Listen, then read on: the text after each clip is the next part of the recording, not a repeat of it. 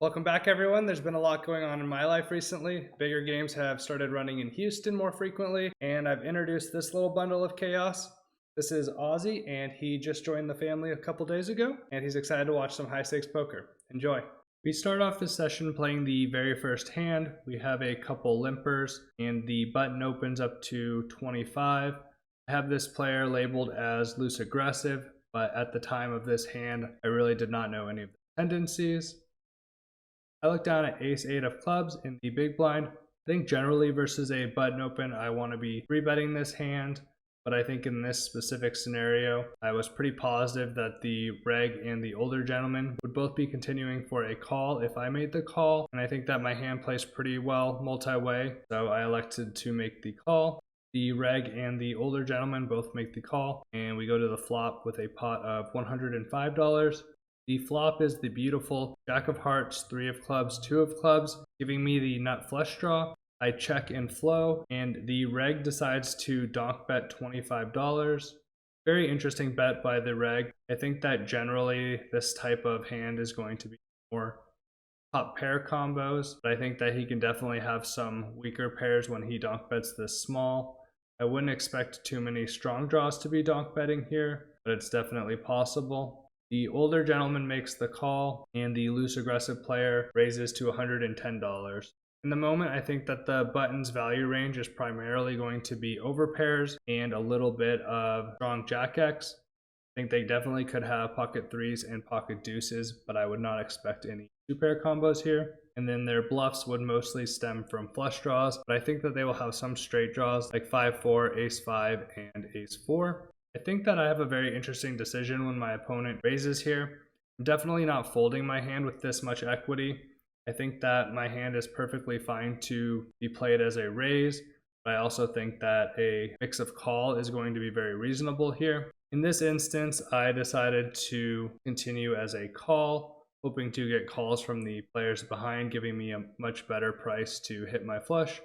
Fortunately, both the reg and the older gentleman make the fold, and we go to the turn with the pot at 375. The turn is the king of hearts, and I check to my opponent, and he decides to check back.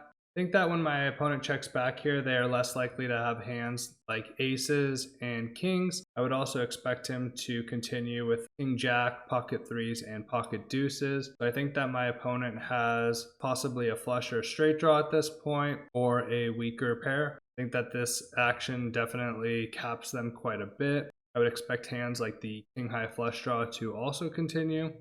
The river is the jack of diamonds, and I think that this card is generally going to be better for my range.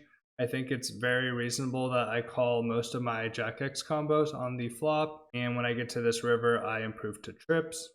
I think generally I want to be using a very large sizing if I decide to bluff here, as my range is very much weighted towards trip jacks, pocket threes, and pocket deuces here. I don't think that my specific combo is supposed to bluff very frequently, but I also don't think that there's very many natural bluffs that I have here. I don't think I have a ton of weaker flush draws, and I don't think I continue very often with hands like 5-4 facing a bet and a raise on the flop, even with the open ender. In this instance, I do decide to go for the bluff, and I use a large sizing, betting $515. My opponent tanks for a little while, and ultimately they do make the call, and they show Jack 10 offsuit. I think it's perfectly reasonable for my opponent to have this hand in this spot. I just didn't expect them in the moment to really be raising too much on the flop facing a donk bet with 2 players behind with this weak of a top pair. But the donk bet was very small, and in the turn action definitely could be a jack X combo that wants to check for pot control. So I think I underestimated the amount of jack X in my opponent's range. In the moment, I really only expected them to have hands like ace jack, king jack, possibly some queen jack, so I did not expect them to be this low in their range. So when their value range expands here, it makes my bluff pretty unprofitable, especially with my blockers. Unfortunately, we start off this session on a very sour note, losing approximately $650. The second hand of the session, we are dealt pocket tens. I open up to $20 in the hijack. We get a flat from a more aggressive regular in the small blind. I would expect him to primarily be 3-betting most of his stronger hands, even against my hijack opening range. And we get a continue by another reg in the big blind. We go to the flop with the pot at $60, and the flop is the King of Hearts, Queen of Clubs, Jack of Hearts. It checks to me, and I think that this hand can definitely bet at some frequency with the open ender. I generally prefer to have a heart, and I think that when we are multi-way, I definitely want to be betting this hand at a lower frequency, even though I think that I probably have a nut and a range advantage here. So I do decide to check back with my open ender. The turn is the 5 of spades, and the small blind leads out for $40 into 60. I think that I have a pretty clear call here. Although I do block the nuts and can decide to bluff this hand, I think that my hand has enough showdown value to often win by the river, in addition to having a pretty strong draw, and I primarily want to be playing this hand as a call. I do make the call, and we go to the river with the pot at $140, and the river is the 9 of hearts, completing my straight, but also bringing in the flush. My opponent continues with a bet of $85, and I think at this point my opponent is unlikely to be betting a hand worse than a straight here for value. I think that I'm often chopping or behind. I think that my hand makes an okay bluffing candidate, blocking multiple straights that my opponent could have when I have 2 of the 10s, but I don't think that my hand is necessarily going to be called by worse when I raise here, especially when I think that my opponent is unlikely to be betting 2 pair, and I think that most of his 2 pair and set combos are probably 3-betting pre-flop as well. I flick in the call, and unfortunately he flips over ace-10 of spades, a hand that I would have expected him to be 3-betting a very high frequency, and we lose the second pot of the night. This hand begins with a hijack open to 20 from a tighter lady. We see a call from a tighter reg in the cutoff. I look down at 6-4 of hearts in the small blind and elect to make the call. I think in this specific scenario, I expect the big blind, who is a loose player, to basically be continuing with their entire range. I think that I'm getting pretty good odds here. I also expect my hand to do relatively well versus the ranges that I put my 2 opponents on so far, as I think that they are both on the tighter side and I'm unblocking a lot of those combos. So I think that if I make a made hand, there's definitely a possibility that I can make additional money through implied odds. The big blind does elect to call, and we go to the flop with the pot at $80. I flop a 6-high flush draw on the ace of hearts, 7 of hearts, 7 of spades flop. We check to the tighter lady, and she elects to bet $75 into 80. Quite a large sizing on a flop, especially multi-way here. I think that this player type is heavily weighted towards value, and I think that she's betting here with a very strong ace and occasionally a 7x, although I do not expect her to have too many 7x combos in her hijack opening range. The cutoff makes the fold, and I think I have a pretty clear call here with the 6-high flush draw. Definitely too much equity to fold, and I don't think raising accomplishes too much against this player type, as they are definitely weighted towards value. The player in the big blind thinks for a little bit, and they also elect to make the call. I think that this player has a ton of ace-x combos in their range. They have some 7x combos and possibly some flush draws, which are all just a teensy bit stronger than my flush draw. We go to the turn with the pot at $305, and the turn is the 5 of spades, giving me the open ender to go with my flush draw. Again, I check and flow to the tighter lady, and she bets $175 here. I think that with my specific combo, I probably have to continue with a call here. I'm getting pretty good direct odds with the open ender and the flush draw, and I think the implied odds when I hit one of my draws is very high, when she often has hands like ace king, ace queen, and ace jack, and possibly a 7x combo. So I put in the 175. The player in the big blind thinks for a little bit, and he makes the call. At this point, I think he pretty much has most of his range that he called on the flop with. I don't see this player folding too many of their top pair combos or 7x combos, and if they have a hard draw, I pretty much expect them to continue 100% with this price. We go to the river with the pot at $830, and unfortunately the river bricks out with the 9 of clubs. I check, and it checks around. I don't think there's too much merit in betting here.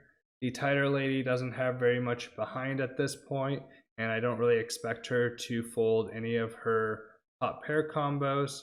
Although I might be able to get the loose player to fold some of their worst flush draws and some of their weaker ace-x combos, I don't expect them to be folding some of their 7x combos. So against these specific ranges, I think I have a pure check. The tighter lady flips over ace-queen, so she's right around where we expected, and she scoops this $830 pot. In this hand, we have $10 dead from a player returning to the table and a $10 straddle. I open up the hijack to $50 with king 7 of spades, and a younger player on the button makes the call. We go to the flop with the pot at $130.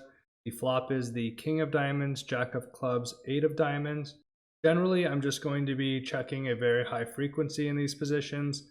I can bet a little bit more often on these double Broadway boards, but I think that my specific combo is going to be playing as a check call most of the time. I think I definitely want to pot control with some of my weaker top pairs that are still ahead of most of my opponent's range, but don't necessarily want to play a large pot. I make the check here and my opponent bets 80, and I think at this point I have a pretty easy call.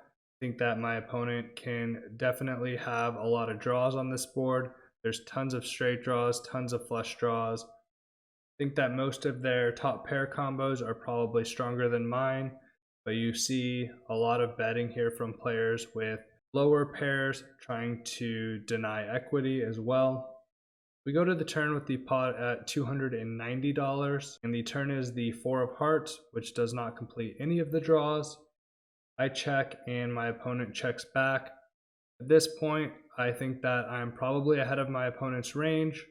On a blank turn, I would expect most of their strong top pair combos to continue to barrel, as well as any hands that are stronger than that.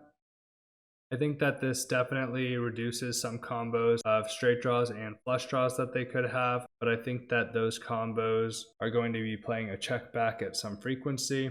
Primarily, their check back range is going to consist a lot of pairs that are weaker than top pair here. Go to the river, which is the 7 of hearts, giving me 2 pair.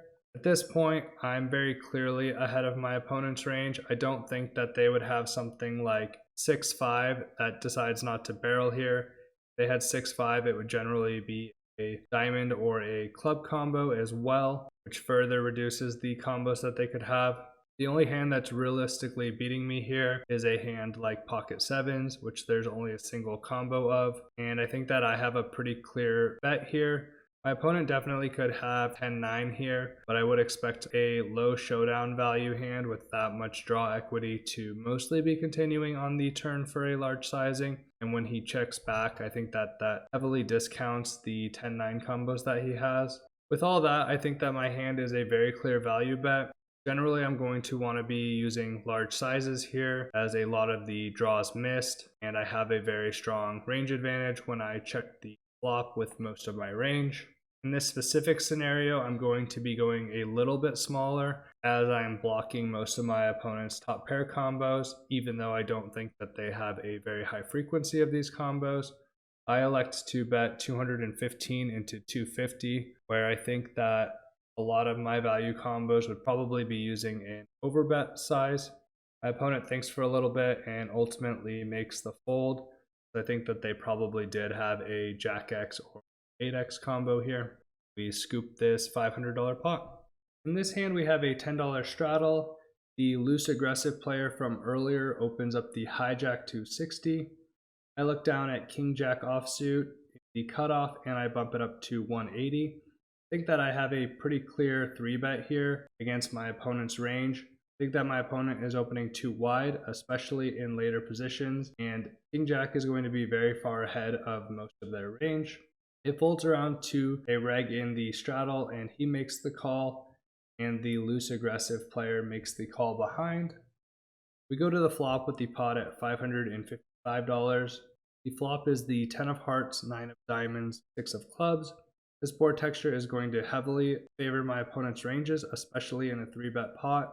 They're going to have hands like pocket sixes, 10-9, and 8-7 that I will have only at a very low concentration.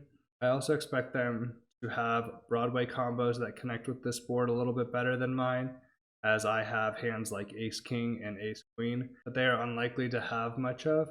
Checks around to me, and I think that I do need to bet this hand at some frequency. Although this board texture is not very good for me, I do have some value hands like pocket 10s, pocket 9s, along with some overpairs. And I think that this combo wants to bet at some frequency with the overcards and gut shot. I'm not going to be betting with a very large sizing, so I think it makes sense for me to continue some frequency in position. I bet $140, and unfortunately we see a call from the reg and loose aggressive player. I think they can still have some sets and 2 pair here, possibly some straights, although I expect most of those hands to be raising on this flop.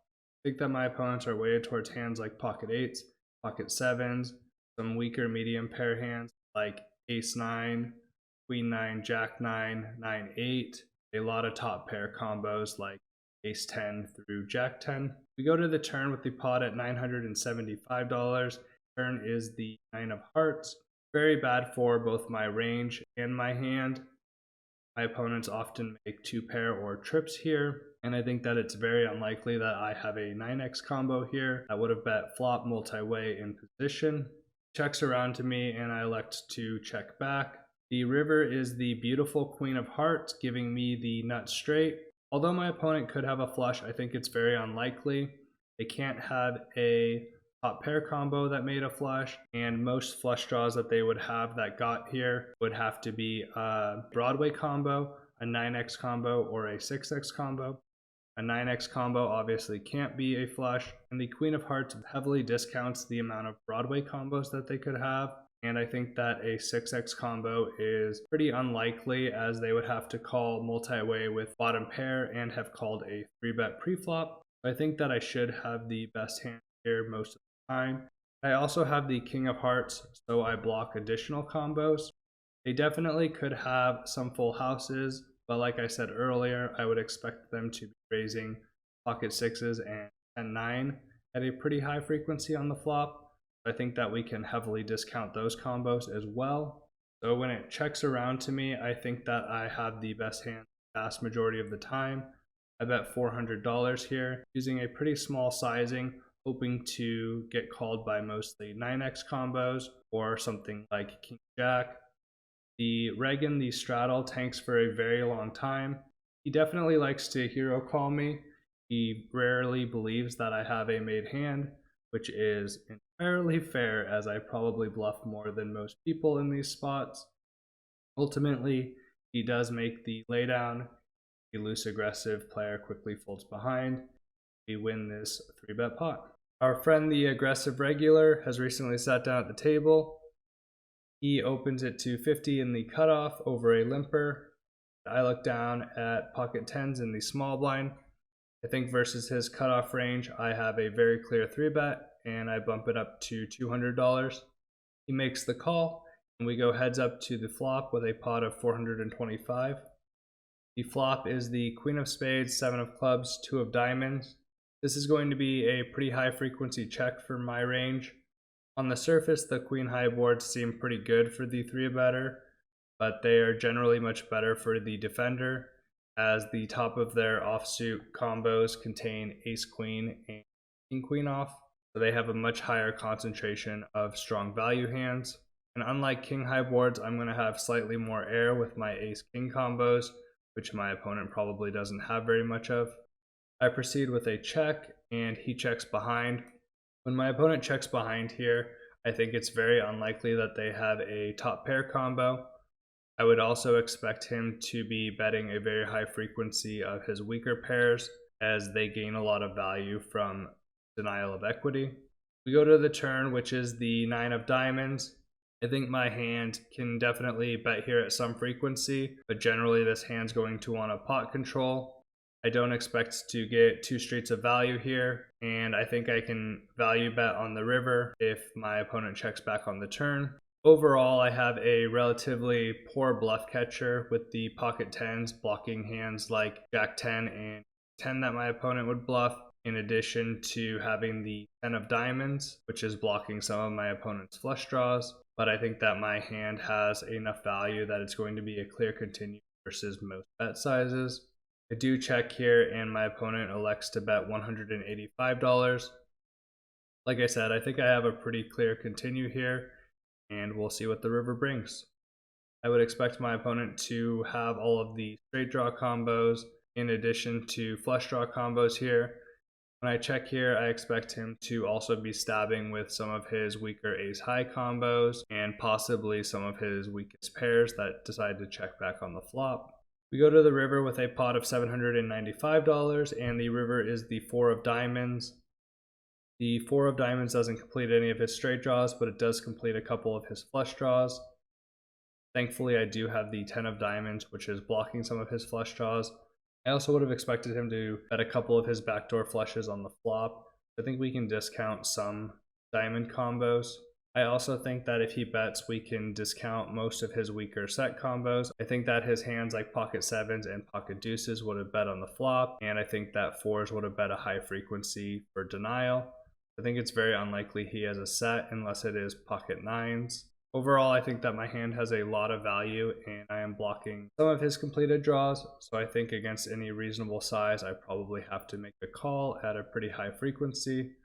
I do check here, and he does decide to bet pretty large with a size of 390. Like I said, I think I do have to call this hand at some frequency.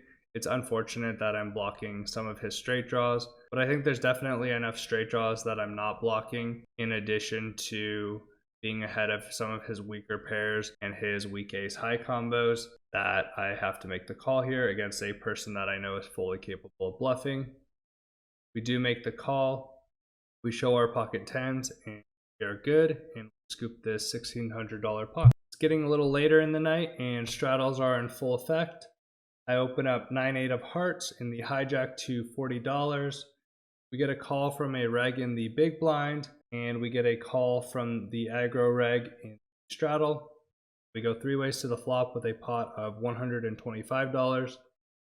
The flop is the king of hearts, 7 of hearts, 2 of spades. It checks to me, and I think this is a board that I'm going to be betting a relatively high frequency. It's pretty dry, so I don't expect my opponents to continue too often. It's a board where I definitely have a nut advantage, where I have overpairs and hands like ace, king, king, queen at a much higher concentration than my opponents. I'm never really going to be using a large size here in general, especially multi-way. I continue here for about a third size pot, and I bet $55 in position. The reg in the big blind folds, and the aggro reg makes the call. When he makes the call, I think most of his range consists of a pair here. There's very few draws, and I expect him to often have a lot of king X combos here when he calls in the straddle. I think that he could definitely have some 7x combos and some weaker pairs, whether that's a pocket pair or a pair of twos. But I think when I'm betting here multi-way, I think he would be holding those at a slightly higher frequency. I think that he often has a king X combo here in general. There's very few draws here, so he has almost exclusively pairs. We go to the turn with the pot at $235. The turn is the jack of hearts, completing my flush. He checks, and I think that I have a pretty clear bet here. Generally, I want to be going on the larger size here. Not really going to be using over bets, but I'll probably be going around 75% pot. I think that I would be doing this with a lot of my bluffs, and I think that my stronger top pair, over pair, and set combos can all be used in sizing. And against a person that I think is going to defend at a high frequency, I want to continue here for a large size. I expect to get called by a lot of king X combos here still, and if my opponent has any sets or a turned 2 pair, then I want to maximize my value. I think a lot of the weaker pairs are going to be folding regardless of my sizing, so I want to maximize my value versus his stronger hands. He does make the call, and we go to the river with the pot at $595. The river is the 10 of clubs, which is great for my specific hand, as it definitely increases the chance that my opponent has a 2-pair combo here, or possibly a straight. I don't think my opponent has too many straights, as they would have had to call flop with ace queen or queen 9, in addition to not 3-betting those hands. but I think it's possible. It's more likely that my opponent has a hand like King Jack or King 10 at this point, and possibly a hand like Jack 7. It checks to me, and I think I have a pretty clear large value bet here, really trying to gain value against these two pair combos and any stubborn top pair combos. I think if his top pair combos that block the straight or have a heart are going to be calling at a pretty high frequency. So let's hope for the best. He tanks for a while, and ultimately he does make the call. We show our 9 high flush. He mucks, and we win this $1,500 pot. We start this hand with another straddle, this time to $40. This specific 5-5 game is run by the players, and we get to dictate some of the rules, and one of our rules is unlimited straddle size. So sometimes we play some pots with some pretty massive straddles. This hand folds around to me on the button, and I open up ace of spades, 10 of hearts to $120. The small blind 3 bets to $500. This player is a relatively aggressive reg, and I expect them to be 3-betting a very wide linear strategy from the small blind. I think that my hand versus a small blind raise is going to be a high frequency call. So I do put the chips in, and we go to the flop with the pot at $1,045 already. The flop is the Jack of clubs, 5 of diamonds, 3 of diamonds, and my opponent continuation bets for $275.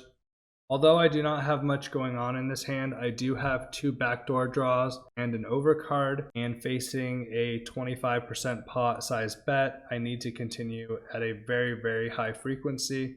So this hand is going to generally be a call. I put in the 275, and we go to the turn with the pot at 1,595. The turn is the ace of diamonds, giving me top pair, and the reg decides to check here. Although I've hit top pair, I think that my showdown value is less than it would be in a single raised pot.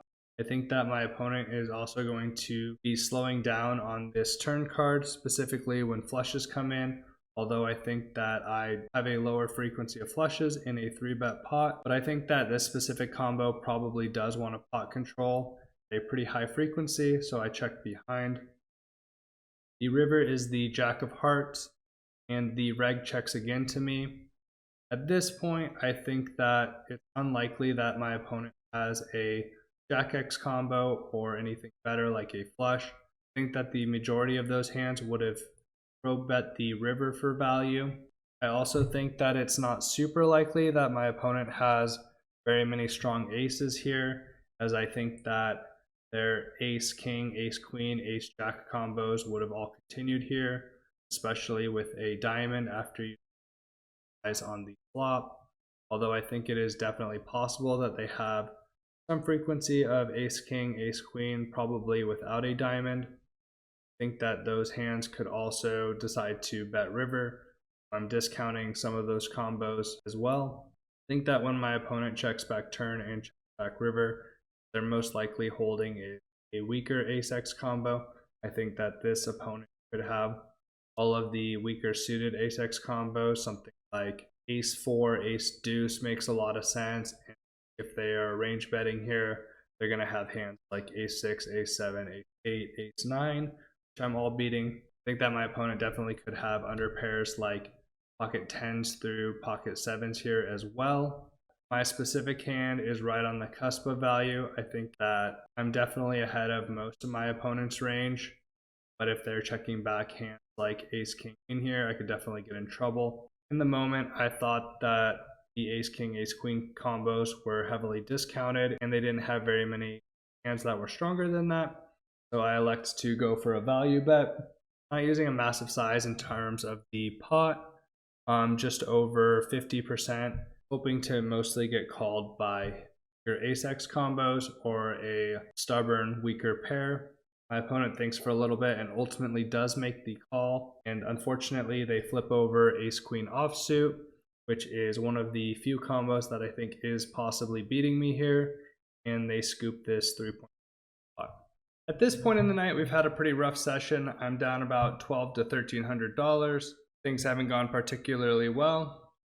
I look down at ace king in the hijack, and I bump it up to $40. It folds around to the big blind and the reg makes the call, and we see a 3-bet to $225 from a loose aggressive regular that recently sat down at the table. This player likes to 3-bet very frequently, often 3-betting with suited aces and a lot of suited connectors. I think versus his range, I want to be generally putting in a 4-bet for value, so I bump it up to 575. The reg in the big blind gets away, and we see a shove from the loose aggressive player for 22.85 effective. At this point, not really loving life. Ace King's definitely a very strong hand, but facing a 5-bet for over 400 blinds is not ideal. I think versus this particular player, I do want to be making the call. I think that he often has Ace King himself. I think that he has a little bit of Ace Queen here, and I think that he has pocket pairs that are a little bit wider than I would expect some other players to have here, like pocket jacks and possibly pocket tens.